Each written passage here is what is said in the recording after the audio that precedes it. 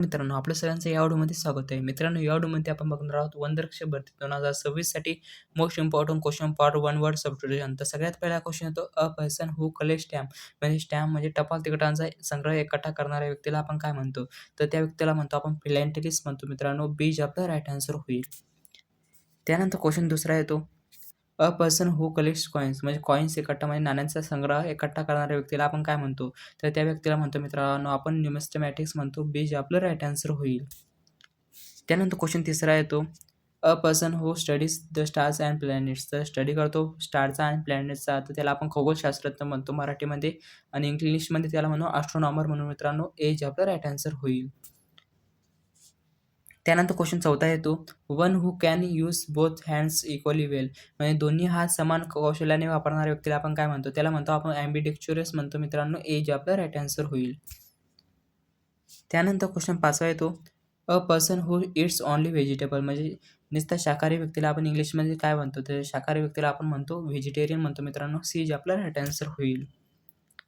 त्यानंतर क्वेश्चन सहावा येतो a person who eats both plants and meat म्हणजे मांसाहार करणारे आणि शाकाहारी व्यक्तीला आपण काय म्हणतो? त्याला आपण मराठीमध्ये सर्वभक्षी म्हणतो आणि इंग्लिशमध्ये काय म्हणू? त्याला ओमनिव्होर म्हणू मित्रांनो. सी जे आपलं राईट आन्सर होईल.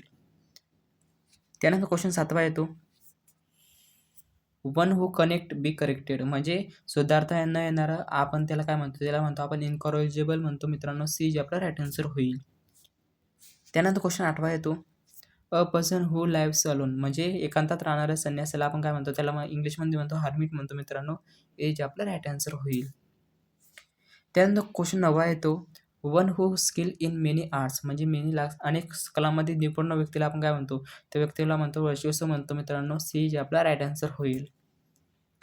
त्यानंतर क्वेश्चन 10वा येतो अ पर्सन हू ड्रॉस मॅप्स म्हणजे नकाशाकार व्यक्तीला आपण काय म्हणतो इंग्लिशमध्ये? त्याला म्हणतो आपण कार्टोग्राफर म्हणतो मित्रांनो. ए जे आपला राईट आन्सर होईल.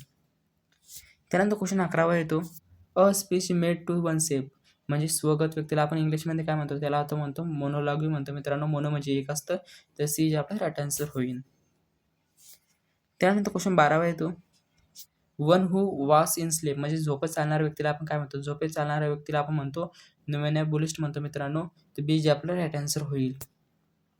त्यानंतर क्वेश्चन 13वा येतो a person who is new to job म्हणजे नवे व्यक्तीला काय म्हणतो? जॉबवरती नवी व्यक्ती असेल नवे शिक्या व्यक्तीला आपण म्हणतो नोवाईस म्हणतो मित्रांनो. सी जे आपलं राईट आन्सर होईल.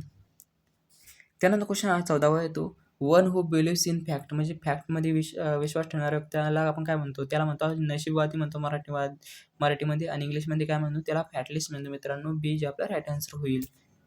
त्यानंतर क्वेश्चन 15वा येतो वन हू स्पीक्स लेस म्हणजे म्हणजे अल्पभाषी व्यक्तीला आपण इंग्लिशमध्ये काय म्हणतो? अल्पभाषी व्यक्तीला आपण इंग्लिशमध्ये म्हणतो टेसिटर्न म्हणतो मित्रांनो. सी जे आपलं राईट आन्सर होईल. तर मित्रांनो व्हिडिओ आवडला असेल लाईक शेअर सबस्क्राईब करा. व्हॉट्सअप ग्रुप जॉईन करून घ्या. डिस्क्रिप्शन बॉक्समध्ये लिंक दिलेली आहे.